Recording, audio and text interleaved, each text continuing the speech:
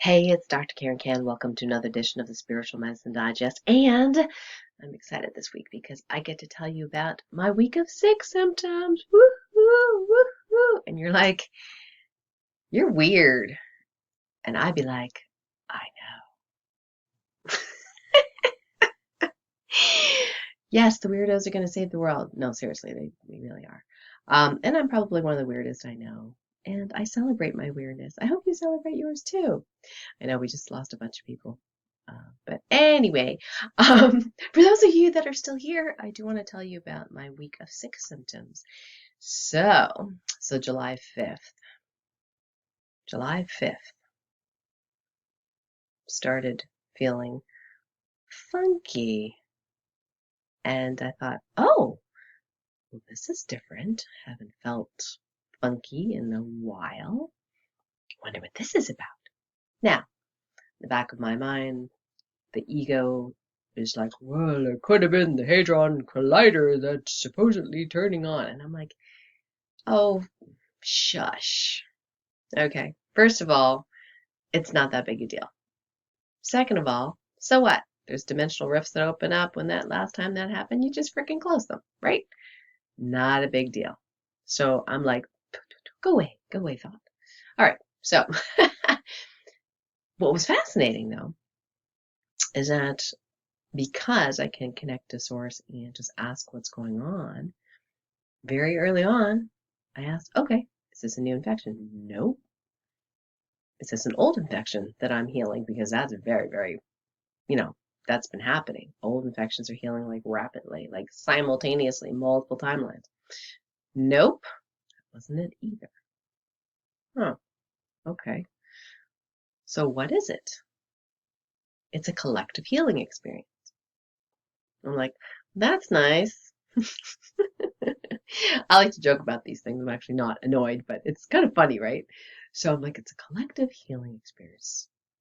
So the ego goes, so do I have to experience the collective healing experience? Like, can I just opt out? And the answer is like, yes, you do have to experience it. I'm like, okay. So then I thought, all right, so I'm just gonna fully, radically accept whatever comes in and just observe my reactions, observe my thoughts, because at the end of the day, I know I am not my body. I am not my thoughts. I am a fractal of the one, just like you are. And it doesn't really matter what happens. It's an experience. It's a human experience. And I'm trying to take my own advice, right? Love everything. Learn to love everything. So the fevers come, and I'm like, ooh, my body's doing its thing. Cool.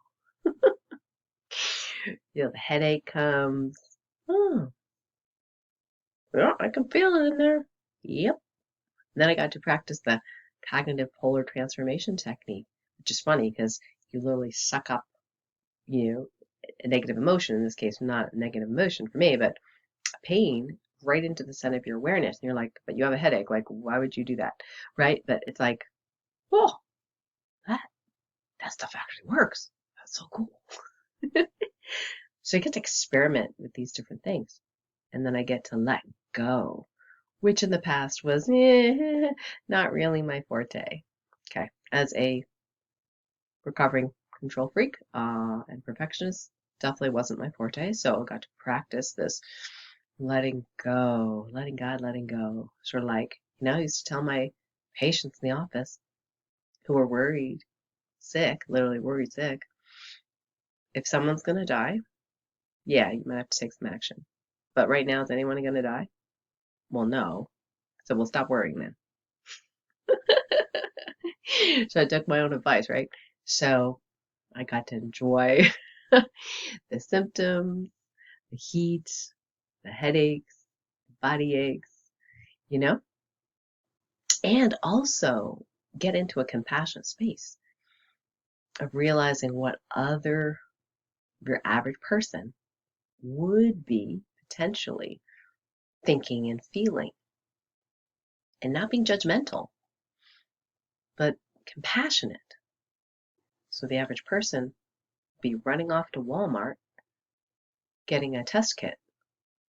Whereas like 3 years ago, you'd be running to Walmart to get a box of Kleenex. Right? So not me though. I'm like, I'm not buying that DARPA gel infected garbage, wasting my money on that. I don't care. I'm not doing that. What part of 90% false positive rate do people not understand, right? So I know I'm not making you feel guilty for running out and getting a test kit. That's what you want to do. That's fine. It's just, to me, it's a waste of money. So, but I get to hear these thoughts, like almost like empathize with what other people would feel. And then one time, both arms go numb, and I could hear the thoughts of what other people would think. Now, as a medical doctor, I do have an advantage. I know the body, I know physiology, I know what the symptoms are of heart attack or stroke and things like that.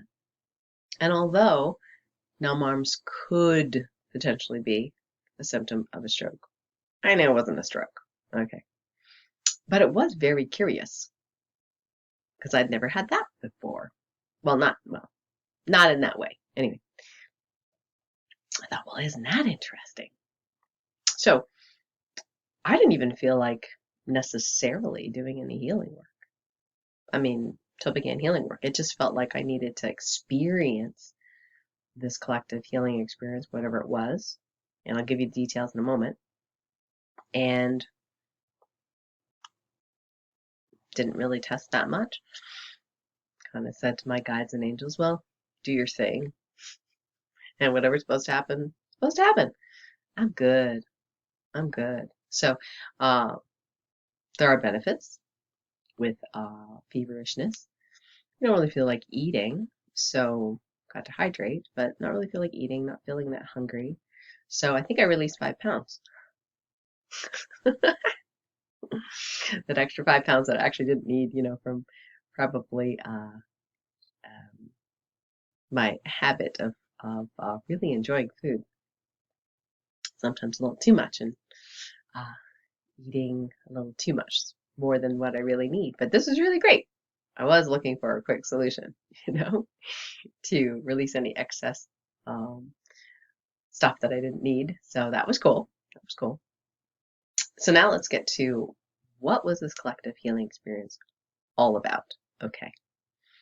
So on the first day of true inquiry, I said, okay, I'm ready to ask a question. What's this collective healing experience about? And who does it involve? Well, it involved all sensitive souls. And I thought, well, that's kind of a big group. That's like, what percentage of the human population is that? The answer was about 34%. It's like, okay, yeah, that's about right. About, according to the studies, about 30% are highly sensitive. That number keeps going up over time. So it being 34, 35% kind of made sense to me. I said, okay. So all the folks that are sensitive souls are going through a collective healing experience. That's generally a good thing. Now, it could make some people symptomatic, but it's a good thing. So I thought, okay, well, exactly how does that impact us? Right? And my claim to fame is asking the right question. So I got that in the past, my desire to do global healing, that the target of my healing, for example, Mother Earth, the universe, infiniverse, all of humanity, there's certain things, aspects, if you will, that I am permitted to do healing on when it's appropriate and for the highest and greatest good, and it's my role. Light being star seeds are light beings previously without a body who have incarnated into a physical body in this reality. Most of the ones I deal with are human. Light being star seeds are fairly easy to heal as a group. Something about their experience, not embodied, now embodied, makes it easy to connect. on the soul level, if you will, to all of them simultaneously in all of reality. I know that sounds fantastical, but that's just sharing my experience. So I can do these massive healings on light being starseeds. And sometimes it's pretty weird stuff that they go through, so that's very convenient. However, in my previous attempts to do that with, for example, all indigo crystal type souls, all other types of contingents of or species of star seeds, all earth angels simultaneously, haven't been able to do that en masse. Individually, yes. Small groups, yes. But not en masse, not all at once. So I kept asking over time, can we do it now? And the answer would be, nope, not yet.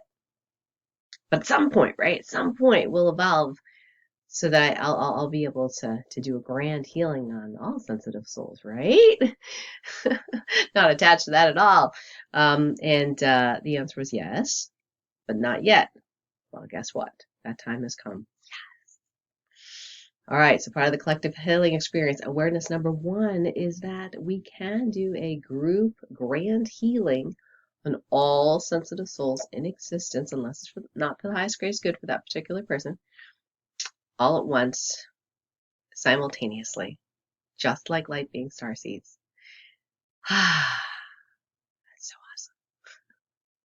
So that's one place we've evolved to.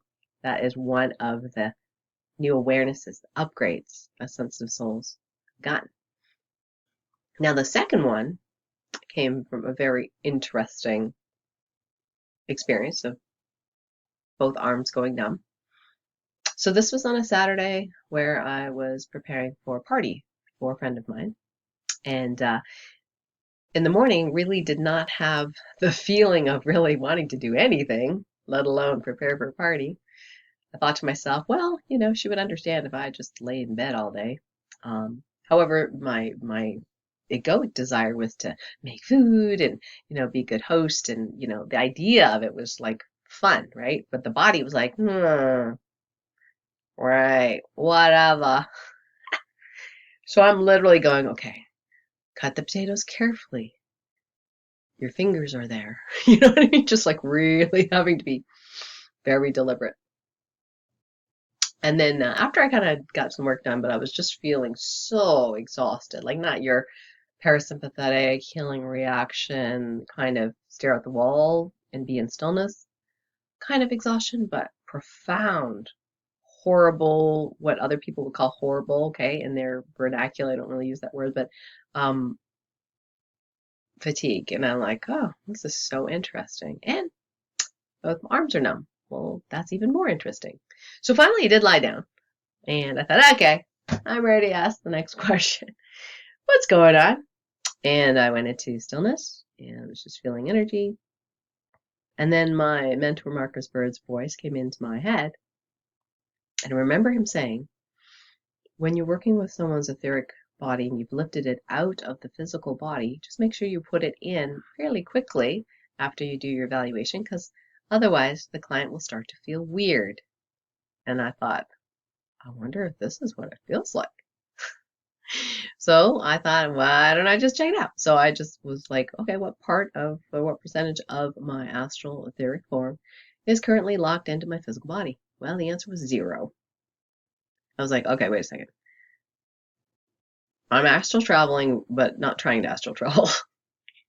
So I got that. My astral body was floating about 2 feet away from my physical body. Now, I don't have that ability at that moment to see that per se. It wasn't like I was seeing myself, looking down at my physical body like many people with near-death experiences talk about. It wasn't like that at all. But I had this incredible weird feeling in the body. And I'm like, well, that makes a lot of sense. No wonder my arms feel weird. And it was this profound tiredness. And I thought, maybe that's what some of my clients are talking about. Their astral body is not locked into their physical body. Huh. So I thought, well, is there something else I need to know? The answer was no. I did ask, is this like a thing, like a Ascension related experience that we're going through as part of the collective healing experience? The answer was yes, which means, well, I'll interpret it for you, which means that sensitive souls have now remembered or reactivated the ability to astral travel while awake. All right, not just when sleeping. Now, just because it's accidental in my case, I had to experience it, right? So I know what it feels like. And oftentimes that's just the role of someone with high responsibilities. Not that big a deal. It's all good. I didn't go into panic. Okay. So I put the body back in as I was taught to do, thanks to Marcus Bird and his amazing teaching. Locked it back into place. Got up, started moving around and doing things, and wouldn't you know it, felt kind of normal. Wow. Okay, the numbness in the arms gone, the fatigue gone. Had a beautiful time with my friends and the party, and everything went perfectly well. And such is when you get the right answer, which I highly, highly appreciate being able to do. So that was awareness number 2. We have reactivated our ability to astral travel. Now, don't look to me for advice on exactly how to do that. I think it'd be wonderful to be able to fly off to Tulum, Mexico in a moment's notice. And at the same time, not being able to experience in the physical body, there's pluses and minuses to that, right?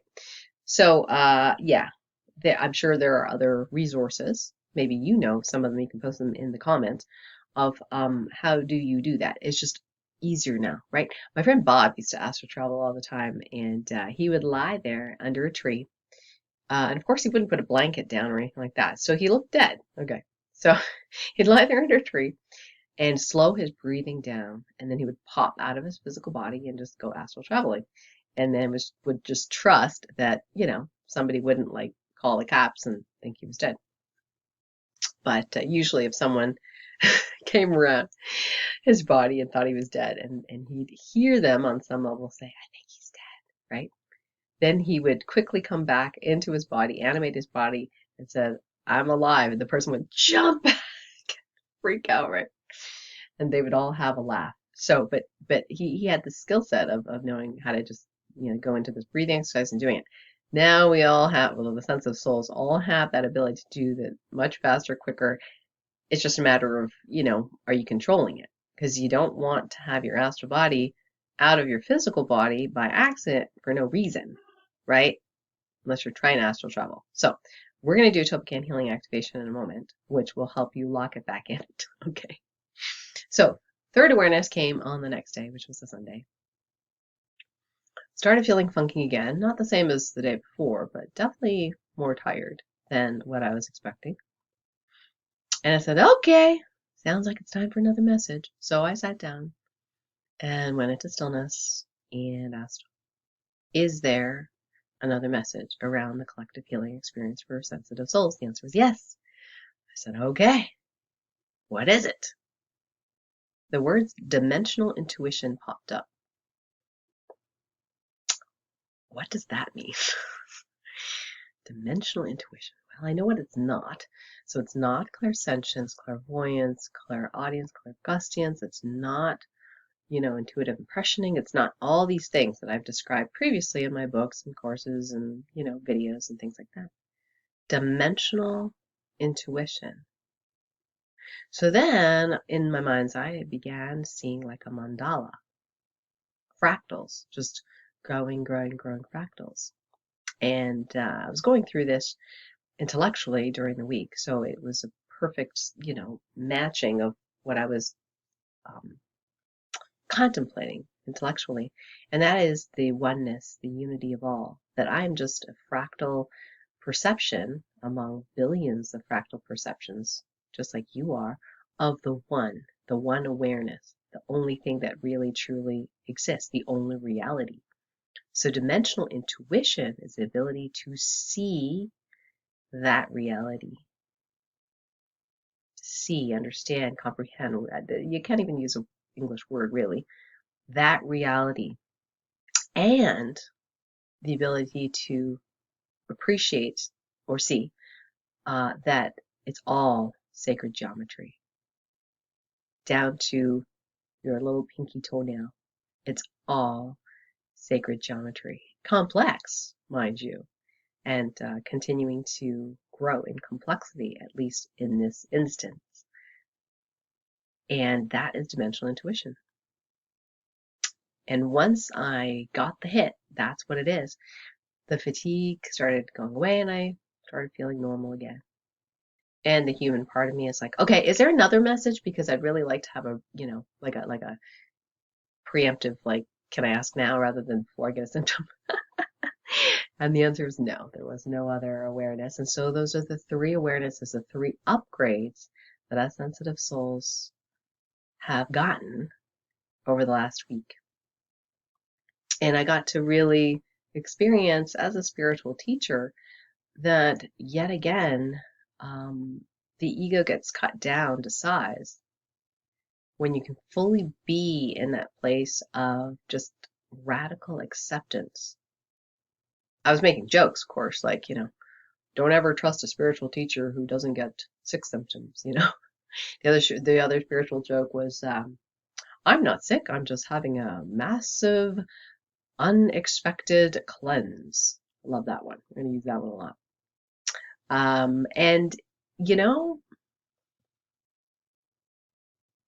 it takes longer to heal if you resist whatever's going on. Just saying. So that radical acceptance, it's a wonderful place to be.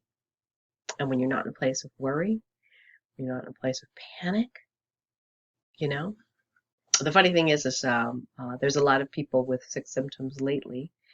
And on the one hand, as a medical doctor, I'm like, this is not cold and flu season. What's going on? Right? And on the other hand, it's like, everyone's like, it's the sea, run out and get a test kit. And even though I know, test kits are completely a waste of money, and if I was unethical, I would be probably having shares in stock and all that kind of garbage baloney stuff, but I do not. So, and I get people wanting to do that because they want answers, right? It's fear-based stuff. Whether you do or you don't, the end is the same. Your body heals. And that's the really cool thing. I want to share that with you. And so, yeah, I'm not going to stand up on a pedestal and go, oh, I'm never sick. I can be like, well, actually not sick, going through reflective healing experience, and the symptoms are actually healing experience symptoms, not sick symptoms, actually, technically speaking. But, I'm not trying to argue with anyone, right? So if you're like, oh, my thoughts of, or whatever, Dr. Karen, I thought she would never get sick, and now she's sick. Should I even trust what she's saying? It's up to you. But what I can tell you is no matter what happens, I can go back to peace. I can be peaceful. I can be joyful, no matter what my body's feeling. That, I believe, is valuable. So, if you want to keep listening, awesome. If you're new to my channel, feel free to subscribe and click the notification bell so you get a little alert whenever there is a new video. And if you like this video, give it a thumbs up. And yeah, feel free to share it with other people as well. Now, this week's Toboggan Healing Activation is going to be twofold. Number one is I'm going to go ahead and do an astral body scanning clearing for you. Now, you may have experienced this before, but what we're going to do after that is we're going to lock your astral body back in place. Now, if you're doing this right before bed, it'll probably unlock and you'll go astral traveling while you're sleeping, okay? But while you're awake, we really do want your astral body and your etheric body to be in the physical body so you can animate it, you won't feel as tired. And I would love to know, especially if you've had some struggles with chronic fatigue over time, whether this process helps you feel better within about 5 to 10 minutes afterwards, okay? So please post in the comments how you feel. Number one, after we do the scanning and clearing. Number two, after we do the astral body locking into place. You ready? Okay, so if it's safe for you to do that, you can close your eyes. And if you don't want to, that's fine as well. I'm going to go through like head to toe what we call the astral scan. We're going to smooth out any what I call harmonic disruptors in the astral body, and then we're going to lock it in place. Here we go. All right, so we're going to start at the head. Now commanded that all harmonic disruptors be cleansed and healed in the highest and best way, all directions, time, with ease, speed, and grace. And start with the head. Clean, clean, clean. Harmonize, harmonize, harmonize. Repair, repair, repair. Neck. Clean, clean, clean. Harmonize, harmonize, harmonize. Repair, repair, repair. Torso. Clean, clean, clean. Harmonize, harmonize. Repair, repair, repair. Belly. Clean, clean, clean. Harmonize, harmonize, harmonize. Repair, repair, repair. Pelvis. Same thing. Clean, clean, clean. Harmonize, harmonize, harmonize. Repair, repair, repair. Hips. Same thing. Clean, clean, clean. Harmonize, harmonize, harmonize. Repair, repair, repair. Okay, now we're going to do the left arm. So scan the whole left arm. Harmonize, clean, repair. I won't repeat them all the words, but you know what they are. You can do it yourself if you'd like. So clean, harmonize, repair. All the way down the arm. Clean, harmonize, repair. Good. Let's do the right arm. Clean, harmonize, repair. All the way down. Clean, harmonize, repair. All the way to the fingertips. Very good. Okay, let's go ahead and do the right leg. So clean, harmonize, repair, all the way down the leg, all the way past the toes. Left leg, clean, harmonize, repair, all the way down, all the way down the toes. Yeah, just in case you have other bodies and other timelines where you have a tail or some other antenna or something like that, let's go ahead and just make the intention to clean, clear, and harmonize all the rest of you and all timelines where you exist. So all those harmonic disruptors are now harmonized. Your entire etheric body is now harmonized. And all timelines where you exist. So just go ahead, and if you want to, you can move your hands around and just whatever feels good to reharmonize this area. Okay. So now we're going to click your astral body back in place. It's now commanded that your astral body now be placed back into your physical body where it's appropriate for the highest and greatest good. Lock it in. Head area, shoulder, hips, knees, ankles. Bring it on in. It's now commanded that your astral body stay in your physical body if it is for your highest and greatest good while awake, and also ease out of it when it is for the highest and greatest good while asleep. Anything preventing this from happening, anything abnormal, unusual, go ahead and heal that in all timelines where you exist with ease, speed, and grace, the highest and best way. Thank you. There may be a few of you that have some things that you need to be aware of in order to keep the astral body in the physical while you're awake. And for those, I would say definitely you need to do some investigation if you continue popping out. And that's where Topicane healing can be really helpful, looking at the guides, asking other questions. Sometimes you just need to know what's going on, then you can clear it, and then, then you can have this particular healing work for you permanently. So would love to know what your reaction is. Go ahead and post that in the comments and let me know how that feels in the body and any ahas that you have. Now, some announcements.